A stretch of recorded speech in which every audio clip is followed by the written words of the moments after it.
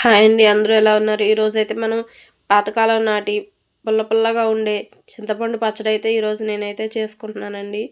కావాల్సిన పదార్థాలేంటో చూసేయండి. ఎండుమిరపకాయలు బాగా మంచి కలర్ వచ్చే వరకు వేయించుకుని, ఇప్పుడు నేను వీడియోలో చూపించినవన్నీ కూడా నేను మిక్సీ జార్లో వేసుకుంటున్నానండి. వెల్లుల్లిపాయ, జీలకర్ర అన్నీ కూడా వేసుకుంటున్నాను.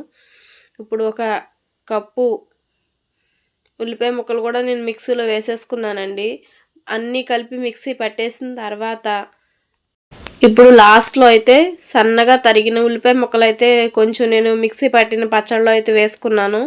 తర్వాత నేను మళ్ళీ మిక్సీ పట్టలేదండి. ఇప్పుడు వాటిని తాలింపు అయితే వేసుకుంటున్నాను ఆ పచ్చడిని.